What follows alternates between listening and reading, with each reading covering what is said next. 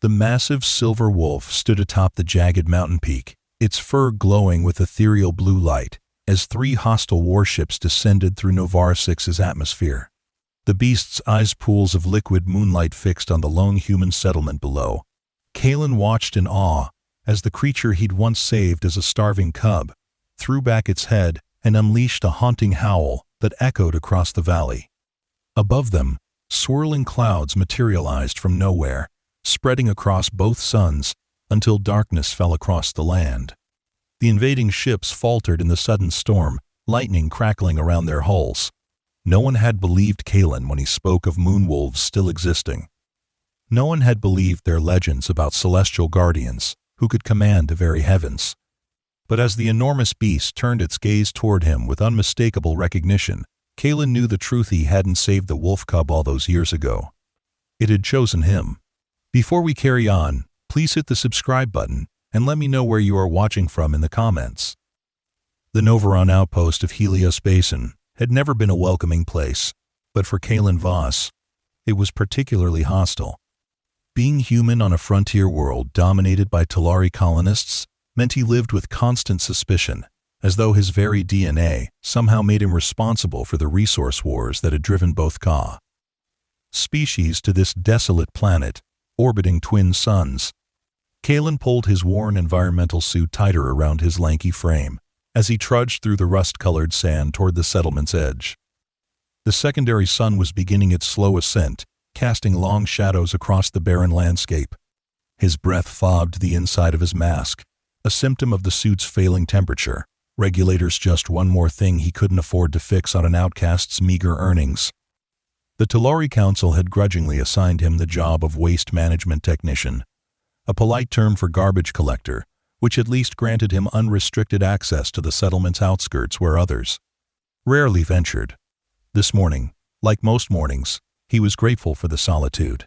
It meant no sneering Talari glares, no spat insults about human scavengers, and no reminders that his continued presence was merely tolerated, never welcomed. "At least the trash doesn't care what species I am," he muttered, his voice hollow inside his helmet. As he approached the massive waste-processing Unita hulking machine that converted refuse into base materials for Reusi, noticed something unusual. A small trail of dark liquid snaked across the rust-colored sand.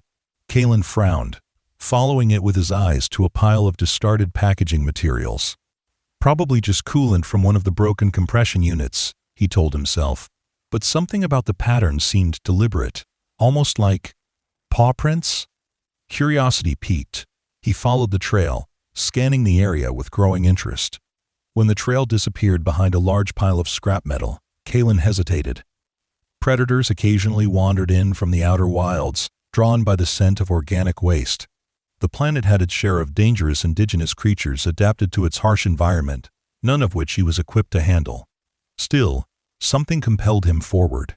He reached for the small utility laser at his belt, useless against any serious threat but better than nothing, and slowly rounded the pile. What he found stopped him cold. Curled amid the refuse was a small, emaciated creature that resembled a wolf cub, though unlike any wolf he had ever seen. Its fur was silvery white, with faint blue luminescent patterns running along its flank. Its ribs pressed visibly against its skin, and one of its legs was badly injured, explaining the trail of dark liquid blood, but with an unusual bluish tint. "That's impossible," Kalen whispered. The creature weakly raised its head at his approach, revealing eyes that glowed with an inner light, like liquid moonbeams trapped in glass. It bared tiny fangs and attempted a growl that emerged as little more than a pathetic whimper. Kalen's mind raced through the settlement's database of native species he'd studied during his early days on Novar 6. There was only one creature that matched this description, but they were supposed to be extinct, hunted to annihilation decades ago for their valuable bioluminescent pelts and organs: a moonwolf. According to Novaran legend, moonwolves were more than mere animals. Ancient Novaran tribes believed they were celestial guardians, with the mythical ability to influence the heavens themselves. The early Talari settlers had dismissed such stories as primitive superstition, while systematically exterminating the species for profit. And yet, here was a living cub, somehow surviving against all odds. The injured creature attempted to retreat further into the garbage as Kalen approached, its fear palpable. Kalen crouched, carefully keeping his distance. "Hey there," he said softly, his voice gentle despite the helmet's distortion. "I'm not going to hurt you." The wolf cub watched him warily, trembling with what might have been fear or simply weakness from its injury. Slowly, Kalen removed his pack and extracted his ration container. The meal inside a synthetic protein bar and processed fruit was unappetizing but nutritious. He broke off a small piece of the protein bar and tossed it gently toward the creature. The cub sniffed at the offering before quickly devouring it, its hunger overcoming caution. When it looked up expectantly, Kalen tossed another piece, slightly closer this time. "That's it," he murmured. "You're starving, aren't you?" By the time the protein bar was gone, the cub had edged significantly closer. Its eyes never left Kalen, luminescent and intelligent in a way that made him slightly uncomfortable. There was something in that gaze, something assessing, almost calculating, that seemed beyond animal cognition. Kalen knew he couldn't leave the creature here. Its wound needed treatment, and if anyone else found it, he shuddered at the thought. Even after all these years, a moon wolf pelt would fetch an astronomical price on the black market. The creature's organs, sent to contain compounds with remarkable medicinal properties, would be worth even more. "I guess you're coming with me," he decided aloud. He removed his outer jacket, ignoring the immediate bite of cold, and slowly extended it toward the cub. The creature growled softly but didn't retreat. With careful movements, Kalen managed to wrap the jacket around the small form, noting how it went suddenly still, as though understanding his intent was to help rather than harm. "Let's get you somewhere safe," he said, gently lifting the bundle. The wolf cub was surprisingly light, too light, suggesting it had been starving for some time. Kalen glanced around nervously, if anyone saw him with the creature, but the waste processing area remained deserted. He tucked the bundle securely under his arm and headed not toward the settlement, but toward the small, isolated shelter he called Homa, converted storage unit, at the far edge of the colony, as distant from the Talari population center as the council would permit. As he walked, he felt the tiny creature shift against him, its warmth peculiar through the fabric, not the ordinary body heat of a mammal, but something more intense, almost electric. The sensation sent an odd shiver down his spine. "Just hang on," he whispered, unsure if he was speaking to the wolf or himself. "Whatever you are, wherever you came from, just hang on." The journey back to his shelter took twice as long as usual. Kalen deliberately chose a circuitous route, avoiding the busy main thoroughfares of the settlement. The last thing he needed was a confrontation with curious Talari who might question what he was carrying. By the time he reached his dwelling, both suns were high in the sky, their combined heat making the journey inside his compromised suit nearly unbearable. His home, if it could be dignified with such a term, was a repurposed emergency habitat module, a hexagonal structure of weathered metal designed for temporary use during the planet's initial colonization. Now, it served as permanent housing for those the settlement deemed expendable. A dozen similar units formed a ragged semicircle at the colony's edge, home to various outcasts, most of whom kept to themselves. Kalen hurried inside, sealing the door behind him before carefully placing his bundled jacket on his narrow bunk.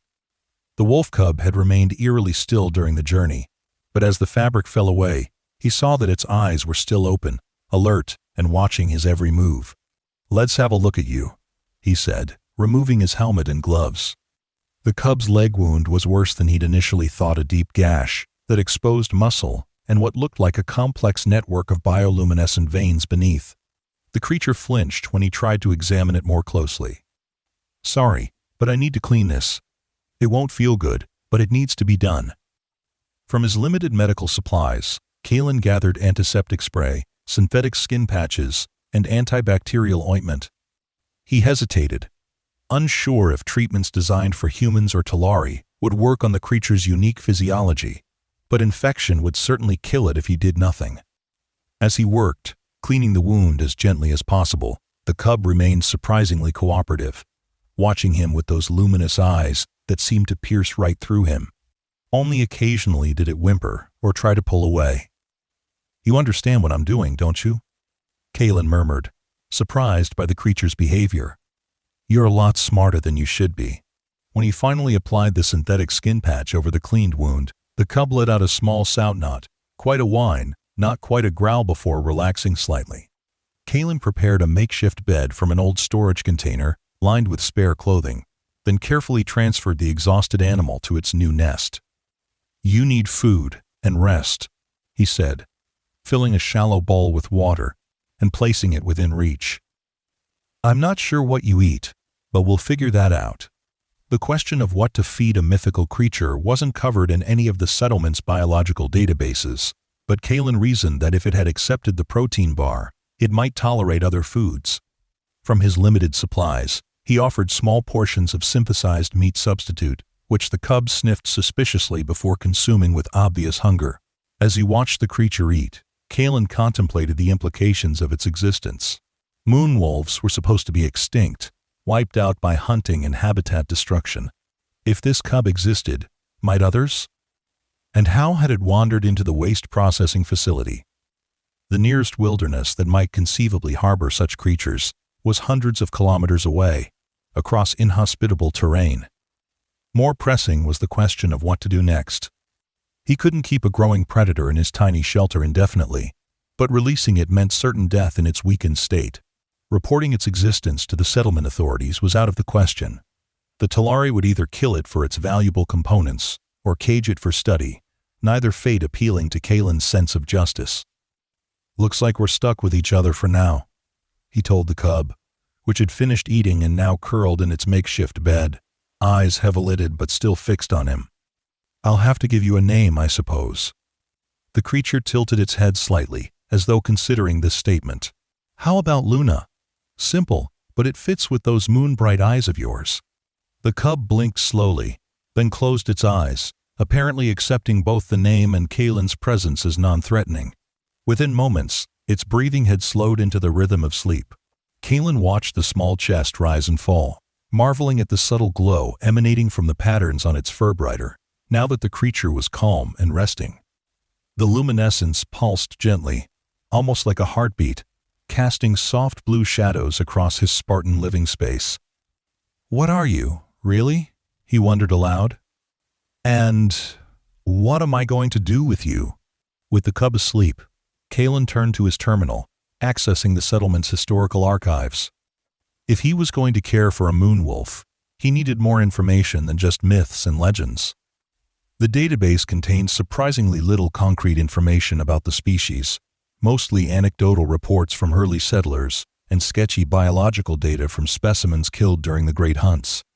One entry caught his attention, a journal excerpt from a biologist who had studied the creatures briefly before they were decimated. The Canis lunaris demonstrate highly unusual neurological structure, with brain-to-body mass ratios exceeding those of Terran dolphins. Their bioluminescent patterns appear to serve functions beyond DAS. Mere display, possibly relating to electromagnetic sensitivity. Most intriguing is their behavior during celestial events, the entire pack orienting towards specific astronomical alignments, regardless of visibility conditions, suggesting sensory perception beyond conventional understanding. The indigenous population's belief in their connection to celestial forces, while clearly mythological exaggeration, may stem from observation of genuine biological phenomena not yet understood by our science. End quote. Kalen frowned, glancing back at the sleeping cub. If the creatures were indeed as intelligent as this suggested, their extinction was an even greater tragedy than previously thought. And if they possessed unusual sensory abilities, he shook his head. That was wandering too close to superstition. He continued reading until his eyes grew heavy, learning what little was documented about their dietary needs.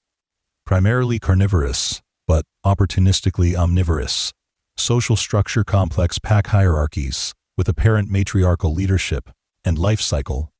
Slow maturation over approximately 15 standard years, with lifespans potentially exceeding 50. If the information was accurate, Luna would need his care for many months before having any chance at independence. And that assumed there was somewhere safe for her to go, a question that remained unanswered. Kalen finally collapsed onto his bunk, exhaustion overcoming his racing thoughts. Just before sleep claimed him, He cast one last look at the small glowing bundle in the corner. In the dimness of his shelter, with twin suns setting outside, the cub's luminescence seemed to intensify, pulsing with an almost hypnotic rhythm that followed him into dreams filled with silver forests and moons that sang. He awoke to the sound of scratching. Momentarily disoriented, Kalen sat up sharply, hand automatically reaching for the utility laser he kept beside his bunk. Then memory rushed back the injured cub, the secret he now harbored in his home. Luna was awake, pawing at the door with surprising energy given her condition the previous day.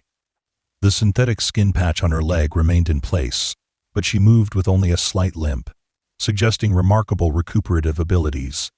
"Hey there," Kalen said softly. "Feeling better, are you?" The cub turned to him, those luminous eyes somehow both animal and not, then returned to scratching at the door with clear intent. "Need to go outside?" "That's complicated." Kalen glanced at his chronometer just past dawn, when the settlement's activity would be minimal. Perhaps a quick trip outside would be safe enough, provided they stayed close to the shelter and away from prying eyes. "All right," he conceded, "but we have to be careful." He scooped up the cub, surprised again by how light she felt, and cautiously opened the door just enough to peer outside. The row of Outcast shelters remained quiet, most occupants still sleeping or already departed for whatever menial work the settlement permitted them. Kalen stepped outside, positioning himself to shield Luna from potential observers, while setting her gently on the ground. The cub immediately trotted several meters away before taking care of her biological needs, then began investigating her surroundings with obvious curiosity, nose working furiously as she took in new scents. "Don't launder off," Kalen warned, though he realized the absurdity of speaking to the creature as though it could understand complex instructions. To his surprise, Luna seemed to heed the warning, staying within a small radius around him while exploring. Her behavior continued to strike him as oddly sophisticated, not the random movements of a typical predator cub, but methodical investigation, as though cataloging and analyzing her environment. The twin suns were beginning their daily ascent, the first already casting long shadows, while the second peaked above the distant mountains. Luna suddenly froze, her attention fixed on the rising secondary sun.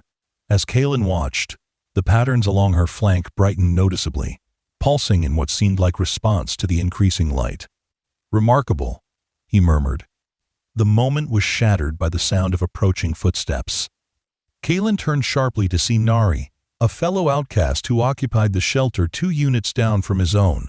The elderly woman was one of the few in the settlement who treated him with anything approaching kindness, occasionally sharing extra rations or useful information gleaned from her work in the community hydroponics facility. "Kalen? You're up early," she called, then stopped short as she noticed Luna. "What in the name of both suns is that?"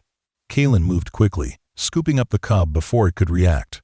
Luna squirmed briefly in his arms, but didn't try to escape or bite, another peculiarity that reinforced his growing sense of the creature's unusual intelligence. "It's a pet," he said lamely, knowing how inadequate the explanation sounded. "I found it injured." Nari approached cautiously, her weathered face creased with concern rather than fear.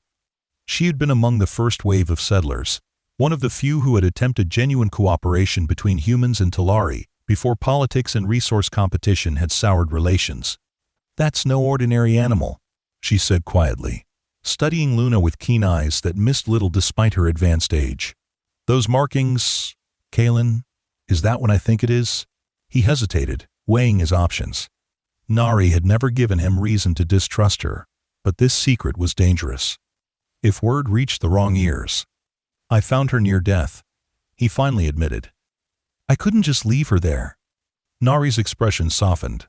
"No, you couldn't. That's not who you are." She glanced around nervously. "Get her back inside before anyone else sees.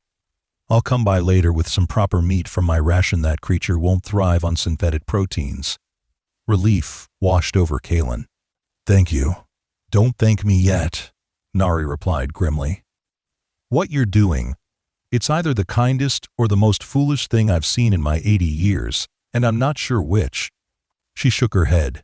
"The moon wolves were hunted to extinction for good reason, Kalen. Not just for profit. There were Incidents. Incidents. Strange weather patterns. Unexplained phenomena during celestial alignments. Things the official records don't mention because they couldn't be explained by rational science.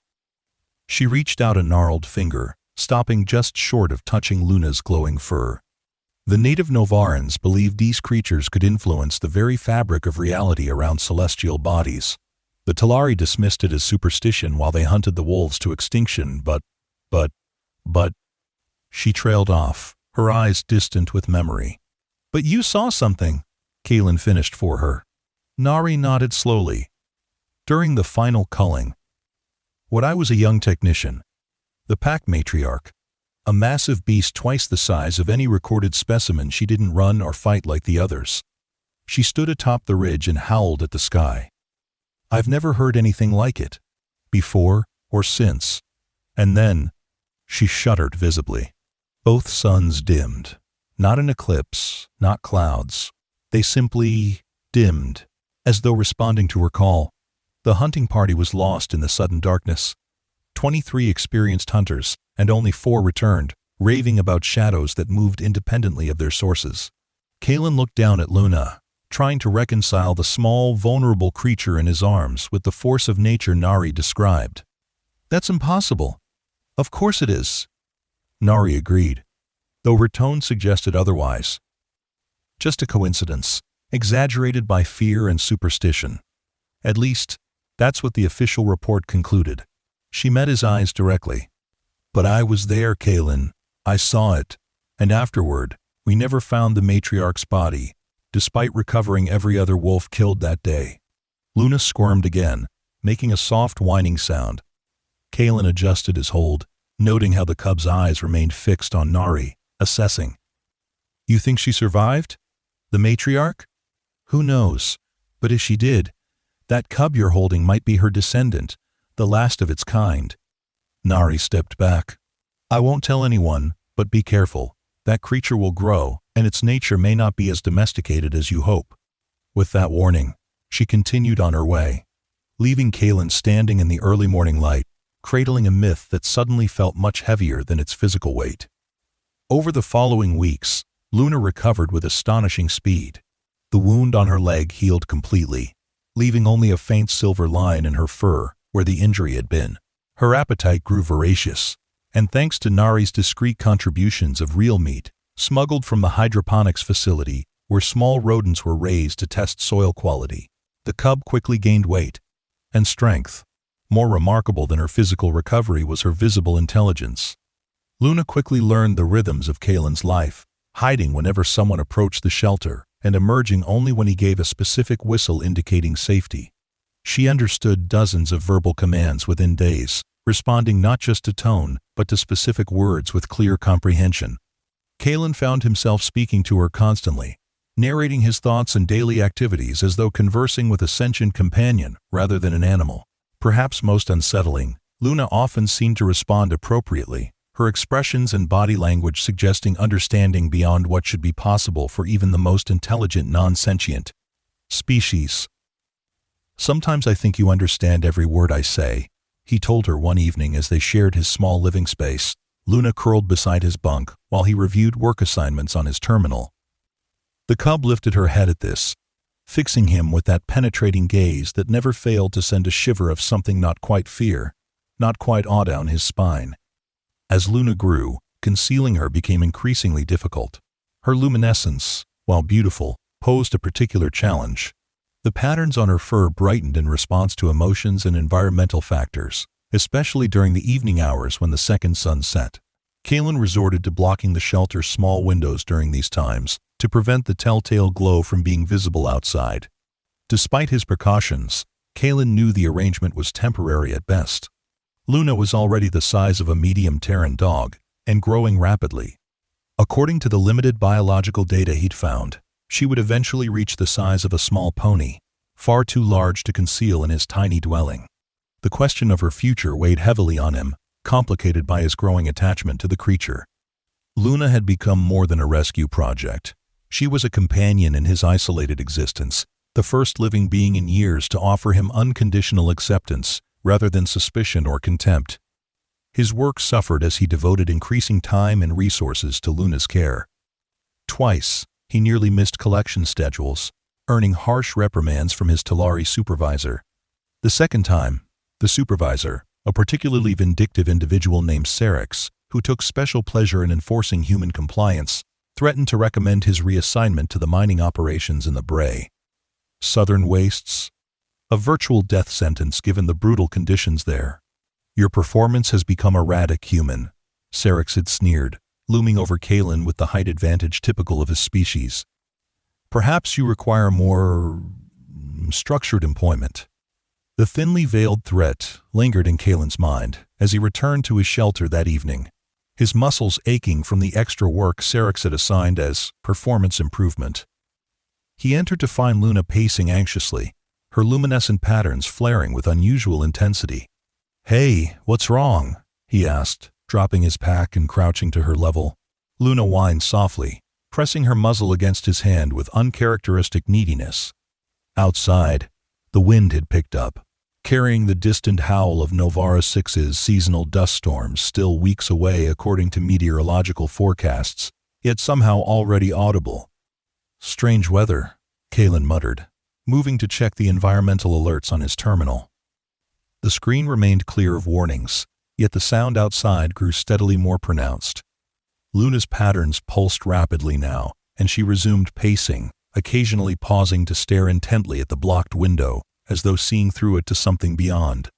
Her behavior reminded Kalen uncomfortably of Nari's story about the matriarch wolf and the darkened suns. "It's just a storm," he told her, trying to convince himself as much as the wolf. Nothing mysterious about it. But when he finally risked opening the window coverings a crack, what he saw defied ordinary explanation. The sky above the settlement had developed peculiar swirling patterns, clouds forming and dissipating in rhythmic movements that eerily mirrored the pulsing light patterns on Luna's flank. As he watched, the secondary sun still visible near the horizon seemed to flicker, its light diminishing briefly before returning to normal brilliance. The effect lasted only seconds, but it left Kalen cold with a primal fear he couldn't name. Behind him, Luna released a sound he'd never heard from her before. No, quite a howl, not quite a growl, but something ancient and knowing that raised the hair on his neck.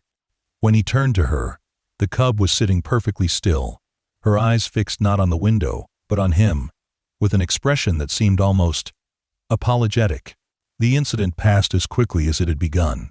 The wind died down, the clouds dispersed, and Luna eventually settled, though her luminescent patterns continued to pulse with unusual intensity throughout the night. Kalen lay awake long after his normal sleep cycle, watching those rhythmic blue lights and wondering what forces he might have unwittingly invited into his life. The following morning brought news that 3 environmental monitoring satellites had simultaneously malfunctioned during the previous evening, creating false weather alerts that had confused the settlements and friend systems. The official explanation cited radiation interference from a minor solar flare, but Kalen couldn't shake the feeling that the timing with Luna's strange behavior was more than coincidence. His unease deepened 2 days later when Nari visited, bringing her usual contribution of fresh meat and staying longer than normal to observe Luna, who had grown noticeably since the older woman's last visit. "She's changing," Nari noted, watching the cub devour the offering. The patterns on her further developing complexity. In the old records, that was a sign of maturation. Kalen nodded. "I've noticed. They pulse differently now, almost like they're communicating something." "They are," Nari said simply. The native Novarans believed the patterns were a language the wolves speaking to the moons and stars. She smiled thinly at Kalen's skeptical expression. "I know how it sounds. But consider this.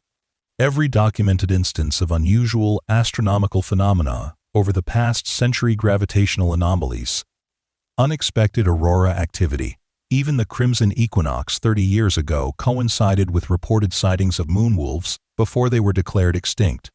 Correlation doesn't imply causation," Kalen countered, falling back on scientific principles that felt increasingly inadequate in the face of Luna's mysterious qualities. "Of course not," Nari agreed mildly. "And yet, the temporal precision of these correlations defies statistical probability. The wolves always appeared precisely at the moment of astronomical significance. Not before, not after. She sighed. The irony is that the Talari hunted them to extinction precisely because they feared what they couldn't understand, the possibility that another species might possess a connection to the universe that they, with all their technology, could not comprehend or control. Luna had finished eating and now approached Nari without her usual caution, sniffing the woman's outstretched hand before allowing a brief touch to her head. The contact seemed to please the older woman, who smiled with, quote, genuine warmth. She trusts now, Nari observed. That's good. The legends say their trust, once given, is eternal. Her expression grew serious. But Kalen, she cannot stay here much longer. She grows too quickly, and her energy. She gestured to the faintly visible pulses beneath Luna's fur, visible even in daylight now. It will draw attention eventually. Someone will notice, someone less sympathetic than me. I know, Kalen admitted, but where can she go? If she's truly the last of her kind. Nari hesitated, then reached into her pocket and extracted a small data chip, which she pressed into his hand. There are places in the far northern mountains where the Talari monitoring systems have blind spots, areas where the planet's natural electromagnetic fields interfere with their sensors. The early settlers called them ghost zones. This contains coordinates for one such location, a valley approximately 300 kilometers north of here. Kalen stared at the chip. How did you get this information? I wasn't always an old woman tending hydroponics, Nari replied with a wry smile. Before relations between our species deteriorated, I was part of a joint scientific expedition, mapping the planet's unusual electromagnetic properties. We found several of these zones but reported only the smaller ones. Some secrets seemed worth keeping, even then. 300 kilometers through wilderness, Kalen murmured, calculating the immense challenges such a journey would present. It would take weeks on foot. There's an alternative, Nari said, lowering her voice despite there being no one else to hear. The supply drones that service the mining outposts follow a route that passes within 50 kilometers of the valley. They're automated, minimal security. With your waste management access, you could potentially repurpose one. Kalen's eyes widened. That's theft of colonial property. The penalty is… I know what the penalty is. Nari cut him off. The question is whether you're willing to risk it for her. She nodded toward Luna, who watched their exchange with unnerving attentiveness. She doesn't belong here, Kalen. She belongs in the wild, where her kind once ruled. And perhaps, if she thrives there, she might not be the last, Kalen finished, understanding the implication. If Luna could reach this sanctuary, and if others of her kind somehow survived in such regions, the possibility was both thrilling and terrifying. If moon wolves still existed, hidden in the blind spots of Talari observation, what might that mean for the future of Novara 6? For the delicate balance of power between species? Nari rose to leave, her ancient joints creaking audibly. Think about it, but don't wait too long. She grows by the day, and so does the risk. After she departed, Kalen sat beside Luna, absently stroking her increasingly thick fur while he considered his options. The wolf cub, though, hardly seemed appropriate anymore, given her rapid growth. Leaned into his touch with evident contentment. What should we do? He asked her, not expecting an answer yet somehow feeling she understood the weight of the question. Luna's response was to press her muzzle against his chest, directly over his heart, in a gesture that felt deliberately meaningful. Her eyes met his, luminous and knowing, and in that moment, Kalen felt something pass between them, not communication in any conventional sense, but a profound connection that transcended the barriers between their species. The decision crystallized within him, not as a rational conclusion, but as an emotional certainty. Whatever Luna was, whatever power or mystery she still represented, she deserved the chance to fulfill her natural destiny. And perhaps, selfishly, he needed to be part of that journey to see the conclusion of the strange tale that had begun with finding a dying cub among the settlement's discarded refuse. All right, he told her, feeling as though she could understand his every word. We'll find you a new home. Together. The plan took shape over the following week. using his terminal access to the settlement's waste management systems. Kalen carefully studied the automated supply drone schedules and routes. The drones were essentially flying cargo containers with basic navigation systems, designed to deliver supplies to remote outposts without risking personnel in the planet's harsher regions. They followed predetermined paths and operated on minimal AI, making them potentially vulnerable to manipulation by someone with the right technical knowledge. Fortunately, Kalen's pre-exile education had included advanced programming skills that Talari believed safely obsolete, given his current menial role. With careful slicing into restricted databases, he identified a drone scheduled for maintenance rotation that would pass relatively close to the coordinates Nari had provided. By modifying its navigational parameters during a brief window when it would be offline for updates, he could potentially reroute it to land in the valley, providing transportation for both Luna and himself to the sanctuary. The complication was that such a journey would be one way. Once the drone's deviation from B course was discovered, alarms would trigger throughout the colonial security system. Kalen would be identified immediately as the likely culprit given his access and species. There would be no returning to the settlement, no matter how unwelcoming it had been. He would become a fugitive in the wilderness of an alien world, with only a half-grown moonwolf as companion. The realization should have terrified him, but instead, Kalen felt a strange liberation in the prospect. What truly held him here? A life of suspicious glances and barely tolerated existence? Work that exhausted his body while wasting his mind? The settlement had never been home, merely the location of his exile. As the day of execution approached, Kalen made discreet preparations. He gradually accumulated portable supplies, extra ration packs, medical basics, water purification tablets. Nari contributed what she could without raising suspicion, including a detailed topographical map of the northern region stored on a handheld device that could function independently of the settlement's networks. The final piece fell into place when his Talari supervisor, Sarix, scheduled him for a rare night shift at the waste processing facility, exactly when the drone would be offline for maintenance. Whether this was coincidence or Nari's subtle influence through her hydroponics connections, Kalen didn't know, but the timing couldn't have been more perfect. The night of their escape arrived with both Novaran suns setting in a spectacular display of orange and crimson that seemed oddly symbolic. Kalen spent his final hours in the shelter, meticulously checking his supplies and rehearsing the sequence of commands that would override the drone's navigation system. Luna seemed to sense the importance of the moment, remaining unusually still except for the increasingly complex patterns of light pulsing beneath her silver fur. "Tonight we leave this place," Kalen told her softly, securing the last of their supplies into a pack designed for the harsh environmental conditions they would face. No turning back. Luna's response was a soft sound somewhere between a purr and a growl, her moonlight eyes fixed on him with that unsettling intelligence that had only grown more pronounced with each passing day. She was nearly the size of an adult Terran wolf now, her once emaciated frame filled out with lean muscle beneath her luminescent coat.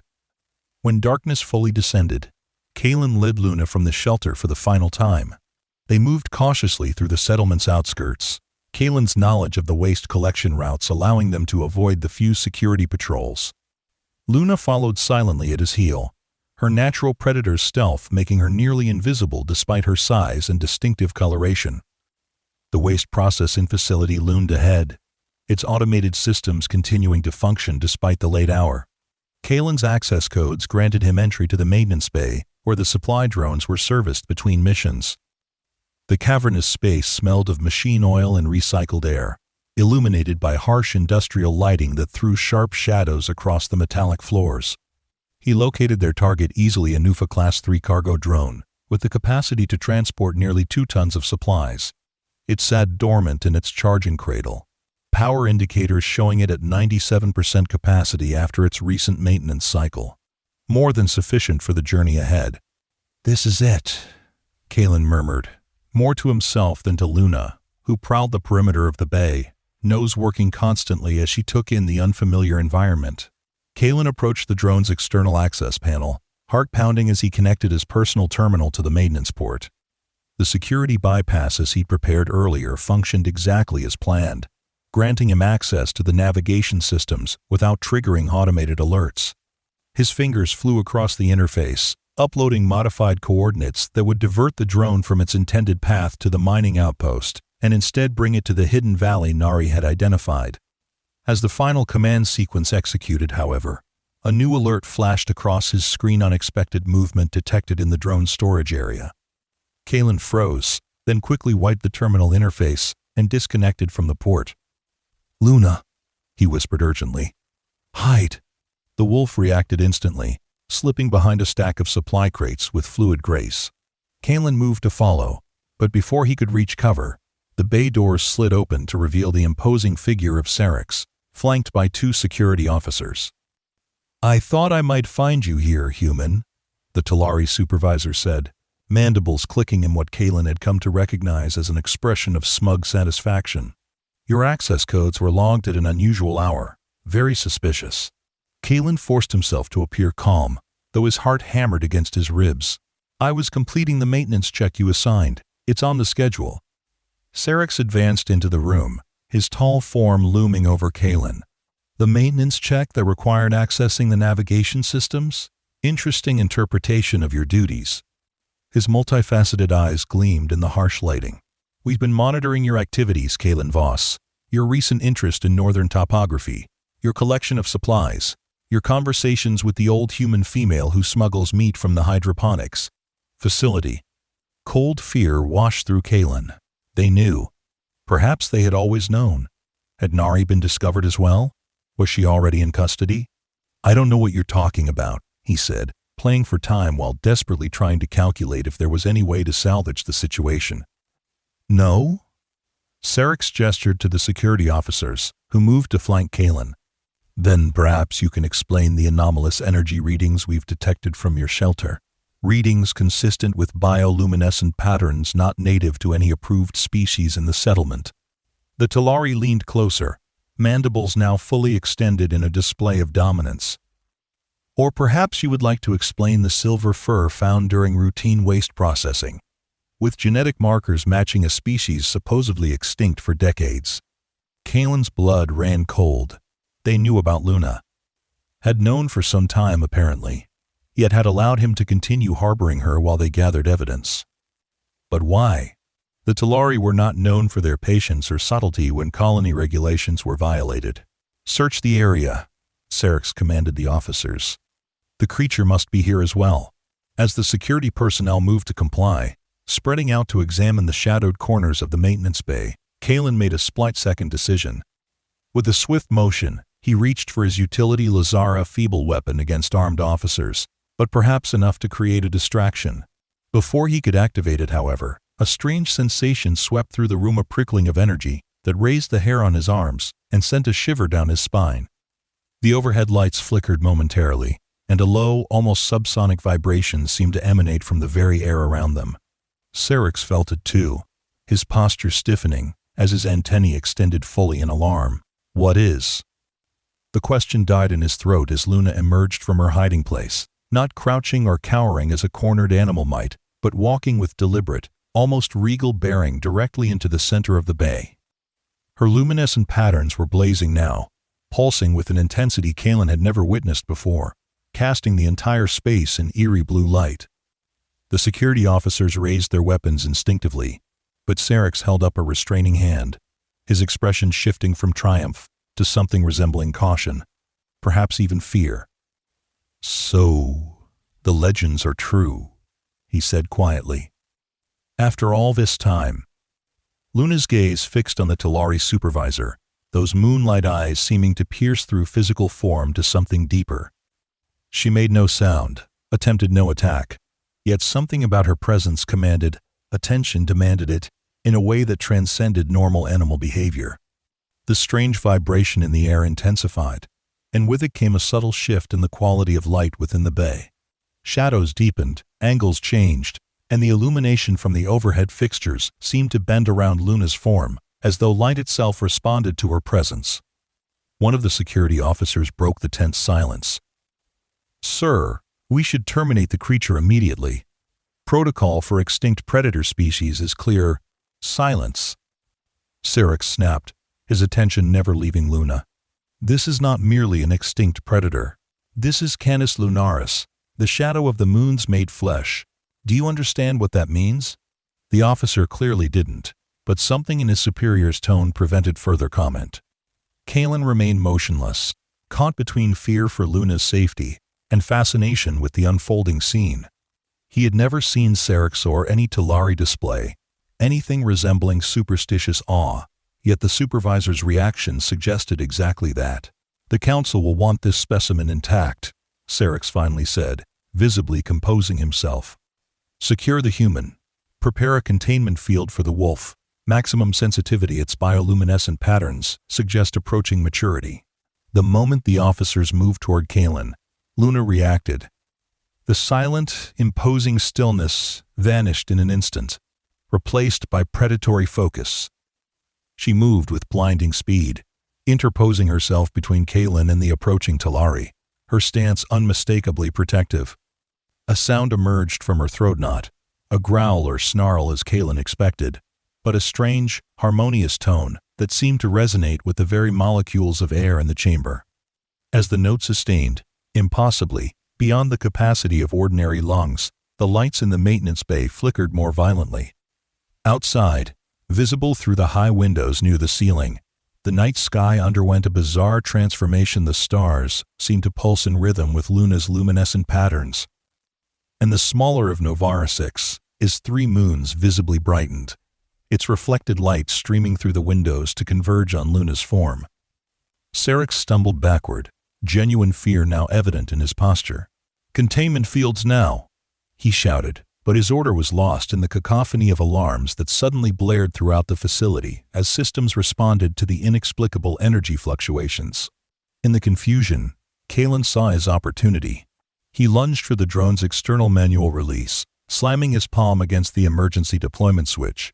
The vehicle's engines roared to life, charging cradle disengaging as pre-flight sequences initiated. "Luna, come," he called, yanking open the drone's cargo door as the machine began to hover. The wolf broke her mesmerizing standoff with the Talari and bounded toward him, leaping gracefully into the drone's cargo hold. Kalen followed immediately after, pulling the door shut behind them, just as weapons fire erupted from the security officers who had finally overcome their momentary paralysis. Energy bolts impacted the drone's armored exterior, but the vehicle was designed to withstand the harsh environmental conditions of Novara 6's wilderness. A few hand weapons were insufficient to prevent its launch. The cargo hold lurched as the modified navigation protocols executed, sending the drone hurtling upward through the maintenance bay's ceiling access port and into the night sky. Kalen collapsed against the interior wall, adrenaline still coursing through his system, as the reality of what they'd just accomplished and what he'd just witnessed sunk in. Beside him, Luna's luminescent patterns gradually dimmed to their normal intensity, her extraordinary display apparently requiring significant energy that now ebbed with the immediate danger past. "What are you?" he whispered, reaching out a trembling hand to touch her fur, which still hummed with residual energy. "What did you just do back there?" Luna's response was to press her muzzle against his palm, her eyes conveying something that transcended verbal language. Not quite an explanation, but an acknowledgement of shared experience that somehow conveyed both cool apology and gratitude. Through the drone's small viewports, Kalen watched the lights of the settlement recede into the distance as they gained altitude, the pre-programmed course taking them northward over increasingly rugged terrain. Behind them, he could see unusual atmospheric activity developing above the colony, swirling cloud formations gathering with unnatural speed, accompanied by flashes of light that resembled neither lightning nor any weather phenomenon he recognized. "Did you cause that?" he asked Luna, who had moved to observe the display alongside him. The wolf's expression, insofar as a canine face could convey such complexity, seemed almost contemplative. The drone continued its journey through the night, its navigational systems faithfully following the modified coordinates Kalen had uploaded. Hours passed in relative silence, the landscape below transitioning from the settled areas near the colony to the untamed wilderness of Novara 6, his northern continent. By the time the first sun began to rise, painting the horizon with pale orange light, they had covered nearly 200 kilometers. The terrain below had become increasingly mountainous, with deep valleys cut by ancient glacial activity and sparse vegetation clinging to sheltered slopes. Kalen consulted the topographical map Nari had provided, confirming their position relative to their destination. "We're getting close to the edge of the ghost zone," he told Luna, who had remained alert throughout the journey, her attention divided between the passing landscape and the brightening sky. "Another hour, maybe less." The drone began to descend as it approached the programmed landing coordinates, its engines adjusting to compensate for the thinner air at higher elevations. Through the viewport, Kalen could see their destination taking shape, a sheltered valley nestled between towering peaks, with what appeared to be a small lake at its center reflecting the early morning light. As they neared the valley floor, however, something unexpected happened. The drone's systems began to behave erratically, control panel lights flickering as the navigation computer struggled with conflicting signals. Kalen rushed to the interface, attempting to diagnose the problem, but the readings made no sense. Massive electromagnetic interference from an unidentified source was overwhelming the guidance systems. "This isn't just a blind spot in their monitoring," he realized aloud. "It's an active electromagnetic field." The drone lurched violently as its stabilizers failed, sending loose supplies crashing around the cargo hold. Luna braced herself against the movement with practiced ease, but Kalen was thrown against the bulkhead, pain flaring through his shoulder on impact. "Brace yourself," he called to Luna. "We're going down!" The final descent was controlled chaos, the drone fighting against invisible forces that seemed determined to pull it off course, while Kalen desperately attempted to maintain some semblance of control using the manual override systems. When they finally touched down, more of a controlled crash than a proper landing was on the rocky shore of the valley's lake rather than the grassy area he'd targeted.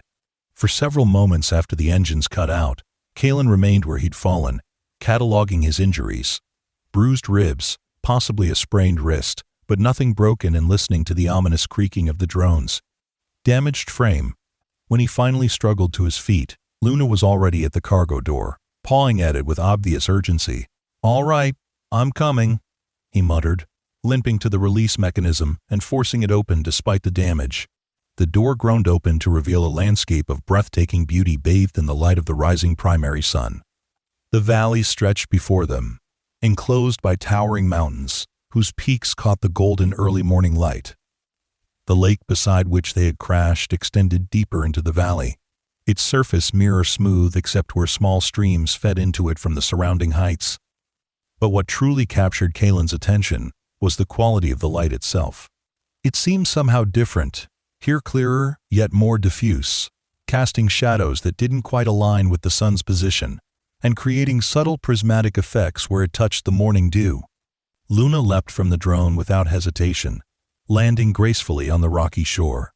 Rather than exploring as Kalen expected, she stood perfectly still, nose lifted to the air, her entire body radiating such intense focus that he found himself holding his breath in response. Then she howled. It was nothing like the small vocalizations she had made during their time together in the settlement. This was a primal sound that echoed off the valley walls, layered with harmonics that seemed to vibrate at the molecular level. The patterns along her flank blazed in response, pulsating in complex sequences that appeared almost mathematical in their precision. The howl sustained far longer than should have been physically possible, building in both volume and complexity until it seemed to fill the entire valley. When it finally tapered off, the ensuing silence felt pregnant with potential, as though the very air waited in anticipation. Kalen stepped cautiously from the drone, wincing at his injuries but unwilling to remain behind. "Luna?"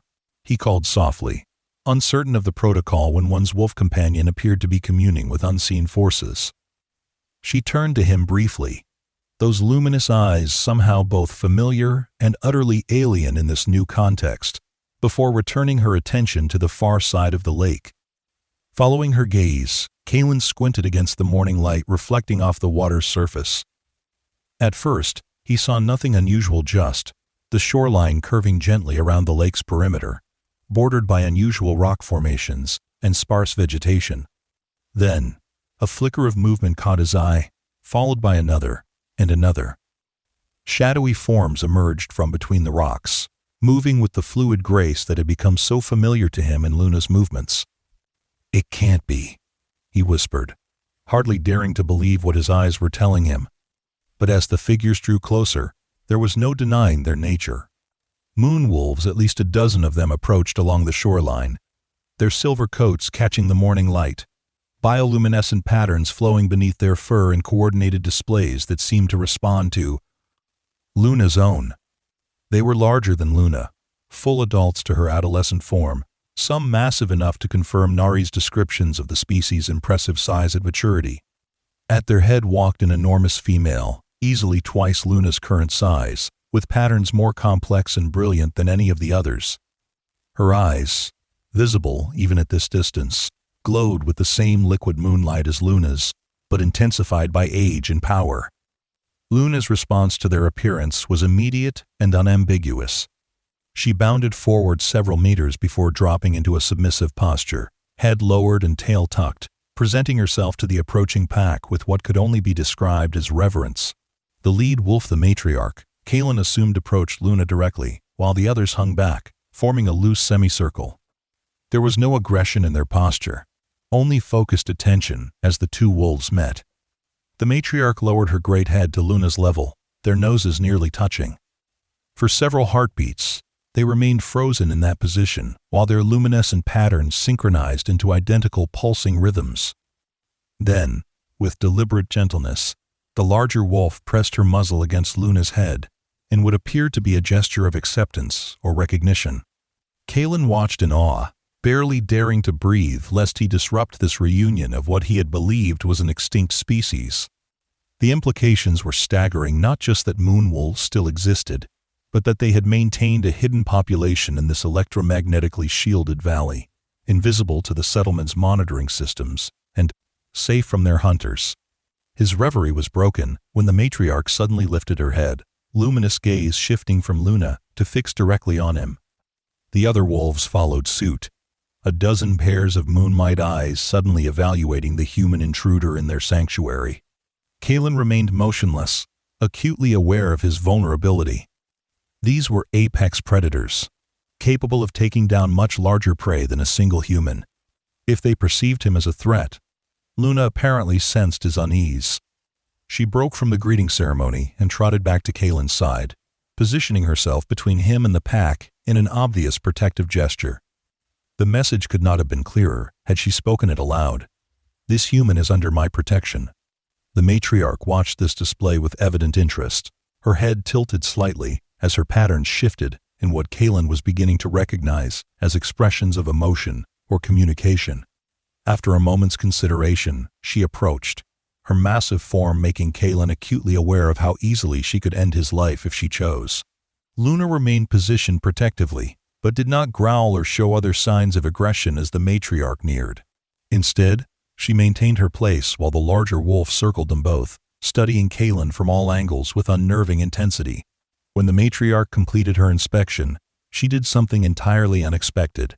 She sat directly before Kalen, meeting his eyes at his own level, and deliberately extended one massive paw, placing it on the ground between them. The gesture seemed too deliberate, too specific to be random behavior. It reminded Kalen uncomfortably of Nari's warnings about the wolves' alleged intelligence well beyond that of ordinary animals, perhaps approaching something else entirely. Acting on instinct rather than rational thought, Kalen slowly extended his own hand, palm down, and placed it on the ground beside her paw, no touching, but mirroring the gesture. The matriarch's patterns pulsed once, brightly, and she leaned forward to briefly touch her nose to the back of Kalen's hand before withdrawing. Whatever test or evaluation had just occurred, Kalen apparently passed. The matriarch rose and turned, trotting back toward the waiting pack without further acknowledgement. The other wolves parted to let her through, then fell in behind her as she led them back along the shoreline toward the far side of the lake. Luna remained at Kalen's side, watching the pack's departure with evident conflict in her posture, longing to follow, yet unwilling to abandon the human who had saved and raised her. "It's all right," Kalen told her softly, reaching out to stroke her luminescent fur one last time. "You belong with them. This is your family, your future." Luna whined softly, pressing against his leg as she had done so many times in their shared shelter. The gesture brought unexpected tears to Kalen's eyes as he realized what he was losing: not just a rescued animal, but the first true companion he'd had since his exile to this frontier world. "Go," he urged her, making a gentle shooing motion. "I'll be fine." The wolf hesitated, torn between two worlds, then made her decision. With one final press of her muzzle against Kalen's hand, a gesture that somehow conveyed more gratitude and affection than words could have expressed, she turned and loped after the departing pack, her young legs easily closing the bars. Distance. Kalen watched until they disappeared among the unusual rock formations at the valley's far end, leaving him alone with the damaged drone and the profound silence of the wilderness. In the days that followed, Kalen established a simple camp near the crash site, salvaging what he could from the drone's cargo and supplementing it with resources from the surrounding environment. He discovered that the valley was surprisingly habitable. Freshwater streams provided clean drinking water, while various edible plants grew in sheltered areas, their growth patterns adapted to the unique light conditions. Of Luna, he saw no further sign, though occasionally at night he would hear distant howling from the mountains, complex vocalizations that seemed to shift the very patterns of starlight overhead. During these episodes, he would sit outside his makeshift shelter and watch as auroras formed and dissipated in response to the wolves' calls. Wondering at the connection between these mysterious creatures and the celestial forces they appeared able to influence. He had been in the valley for nearly 2 weeks when the invasion began. The first indication came as a distant rumble that Kalen initially mistook for thunder. But as the sound persisted and grew louder, he recognized the distinctive engine signature of orbital landing craft, large ones, military grade based on their acoustic profile. From his vantage point near the lake, he watched in horror as 3 massive warships descended through Novara 6's upper atmosphere. Their hulls emblazoned with the insignia of the Talari Expansion Force, the militarized arm of their government that handled resource acquisition on contested worlds. Kalen knew immediately what their presence meant. The uneasy peace between human and Talari colonists had finally broken a conflict long simmering beneath the surface of their supposed cooperation.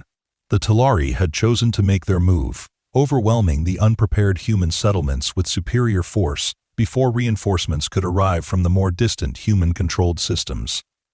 For a brief, selfish moment, Kalen found himself grateful for his exile to this hidden valley, safely beyond the reach of the conflict. But that relief quickly soured as he thought of Nari and the few others who had shown him kindness during his time in the settlement. They would be caught in whatever violence was about to unfold.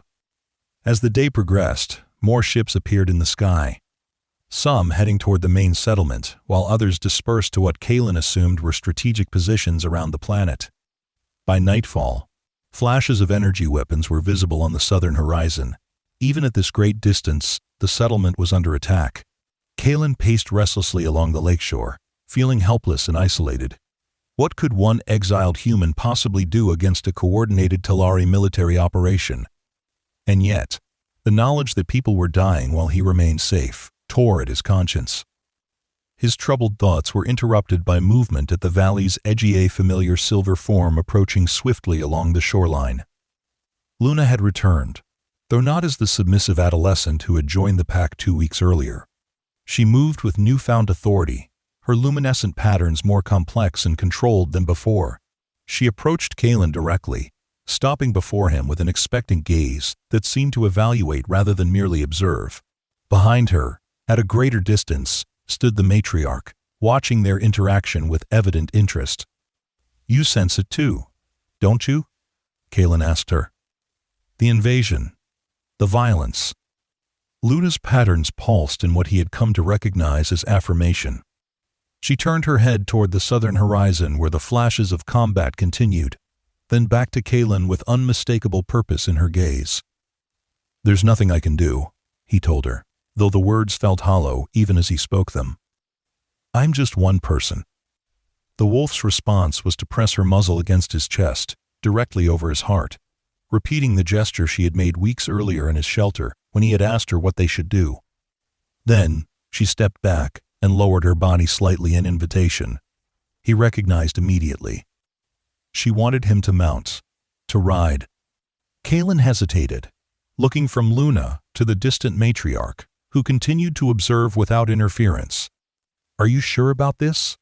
Luna's only response was to move closer, making her intention unmistakable. With a deep breath, Kalen carefully mounted her back, surprised by how easily she bore his weight.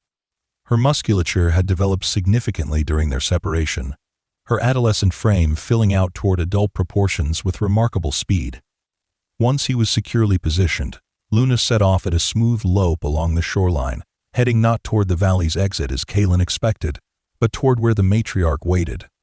As they approached, the massive wolf turned and led them deeper into the valley, following a path invisible to human eyes, but apparently clear to the wolves. They traveled through the night, Luna's pace never faltering despite carrying Kalen's weight. The path took them through narrow defiles between towering rock formations, along ridgelines offering spectacular views of the star-filled sky, and finally into a circular clearing surrounded by standing stones that seemed too regular in their placement to be natural formations. In the center of this clearing waited the pack-all-dozen wolves that Kalen had glimpsed during his arrival, plus others that must have been elsewhere during that initial encounter. They formed a perfect circle, facing inward, their luminescent patterns synchronized in slow, deliberate pulses that cast the entire area in ghostly blue light. Luna carried Kalen directly into the center of this circle, before lowering herself to allow him to dismount. Once he stood on his own feet, the wolves began to move not physically, but energetically. Their patterns accelerated, shifting through complex sequences that seemed to respond to and build upon each other. The combined effect was mesmerizing, like watching mathematics made visible through light. Above them, the night sky began to respond.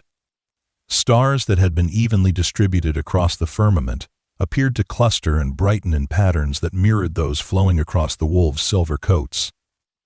Novara 6's 3 moons, scattered in different phases across the sky, simultaneously intensified their brilliance, casting multiple overlapping shadows across the clearing.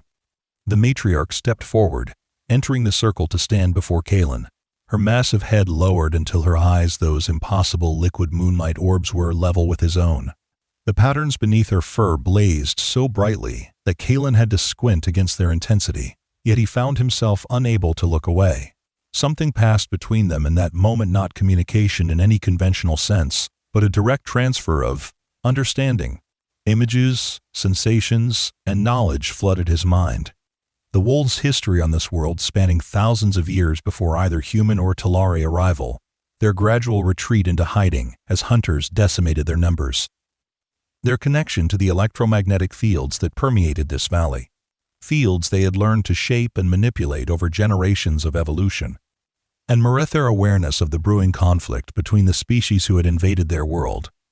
Their observation of patterns larger than individual actions or policies, their recognition of a tipping point that had finally been reached with this Talari aggression.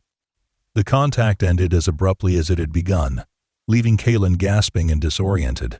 He staggered slightly, only to find Luna pressing against his leg, steadying him with her solid presence. "You want to stop this," he said aloud, the realization crystallizing from the chaotic download of information he'd just experienced. The conflict, the invasion, the matriarch's patterns pulsed once in confirmation. "But why involve me? What can I possibly do that you cannot?" In response, the great wolf turned her gaze skyward, where the celestial display continued to intensify. The moons now appeared close enough to touch, their light concentrated into distinct beams that converged at the circle's center where Kalen stood. The wolves' synchronized patterns accelerated further, taking on an almost frantic quality that made the air itself seem to vibrate with potential energy. Understanding dawned gradually, pieces falling into place from the fragmented knowledge the matriarch had shared. The moon wolves could influence celestial forces, bend electromagnetic fields, even manipulate gravitational constants to a limited degree. But they needed a focal point, a conduit through which to direct that power with precision. They needed someone who understood both sides of the conflict, who could target their intervention where it would diffuse, rather than escalate the violence. They needed him. "You're asking me to become your instrument," Kalen whispered, awe and trepidation mingling in his voice. "Your representative." The matriarch inclined her head in what could only be interpreted as assent. Luna pressed closer against Kalen's side, her own patterns synchronizing with the larger display, while her eyes fixed on him with complete trust. She had brought him here for this purpose, had, perhaps, chosen him for this role from the moment he found her injured among the settlement's discarded refuse. Time seemed suspended, as Kalen considered what was being offered and what was being asked. To become something greater than himself, but also something other. To wield power beyond human comprehension, but directed by minds not fully human in their perspective or priorities. In the end, the decision came down to a simple truth. People were dying while he stood in indecision. Whatever the risk to himself, whatever the unknown consequences of accepting this alien partnership, the alternative was to do nothing while both species he had walked among tore each other apart in pointless conflict. "I accept," he said finally, the words seeming to echo despite being barely audible. "Show me how." The response was immediate and overwhelming. The wolves' patterns exploded into blinding brilliance, their howls rising in harmonic convergence that shook the very air. The moonlight beams intensified, focusing ever more tightly on Kalen until he stood bathed in concentrated celestial radiance that seemed to penetrate his very being. He felt himself changing not physically but perceptually, his consciousness expanding to encompass wavelengths and frequencies previously invisible to human senses. The electromagnetic fields the wolves manipulated became visible to him as vast, complex structures overlaying physical reality, dynamic architectures he could now not only perceive but influence. Through it all, Luna remained at his side, her mind a steady presence anchoring him to his humanity even as his perception transcended human limitations. When the transformation reached its culmination, Kalen found himself kneeling in the circle's center, gasping as his expanded consciousness settled into its new configuration. "What now?" he asked, his voice strange to his own ears. The answer came not in words, but in shared purpose. The wolves, Luna first among them, gathered around him, their intent clear. Together, they would journey to where the conflict raged, and there they would demonstrate power beyond either Talari or human capacity, to resist power that would force both sides to reconsider their battle for dominance over a world that had never truly belonged to either of them. The massive silver wolf stood atop the jagged mountain peak, its fur glowing with ethereal blue light, as 3 hostile warships descended through Novara 6's atmosphere. The beast's eyes pools of liquid moonlight fixed on the lone human settlement below. Kalen watched in awe as the creature he'd once saved as a starving cub threw back its head and unleashed a haunting howl that echoed across the valley. Above them, swirling clouds materialized from nowhere, spreading across both suns until darkness fell across the land. The invading ships faltered in the sudden storm, lightning crackling around their hulls. No one had believed Kalen when he spoke of moonwolves still existing. No one had believed their legends about celestial guardians who could command the very heavens. But as the enormous beast turned its gaze toward him with unmistakable recognition, Kalen knew the truth: he hadn't saved the wolf cub all those years ago. It had chosen him. And now, together, they would save them all. As the darkness deepened, commanders on both sides ordered their forces to halt, confusion spreading through their ranks as the inexplicable phenomenon defied all meteorological patterns. In the ensuing silence, a lone figure walked from the shadows, a human, whose eyes now glowed with the same liquid moonlight as the massive wolf at his side. Behind them came others, silver forms moving with fluid grace, their luminescent patterns casting eerie light across the battlefield. "This world does not belong to humans," Kalen spoke, his voice carrying unnaturally across the distance. "Nor does it belong to Talari." As if to emphasize his words, the clouds parted momentarily to reveal all 3 of Novara 6's moons perfectly aligned overhead, an astronomical impossibility that nonetheless manifested before the stunned onlookers. "It belongs to forces you had dismissed as myth," he continued. "Forces that will no longer allow your conflict to ravage their home." The moonwolves howled in unison, the sound penetrating not just ears but minds, carrying with it impressions of ancient knowledge and patient observation spanning millennia. Above, the aligned moons blazed with impossible brightness, their combined light focusing into a single beam that struck the ground between the opposing forces, transforming the soil into luminescent crystal that spread outward in a perfect circle. "You have a choice," Kalen announced, Luna pressing against his side as the matriarch towered behind them. "Coexistence under their protection, or departure from this world entirely. Decide." As weapons were lowered and commanders from both sides cautiously approached this impossible mediator, Kalen felt Luna's consciousness brush against his own, proud, affectionate, and somehow knowing. She had seen this potential in him from the beginning, had chosen him precisely for this moment, when an outcast could become a bridge between worlds. The negotiations that followed lasted days, conducted beneath skies that continued to defy normal astronomical patterns, visible reminders of powers beyond either species' control or comprehension.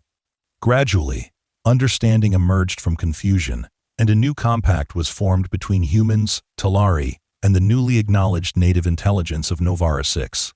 The settlement would remain, but its boundaries would be strictly limited.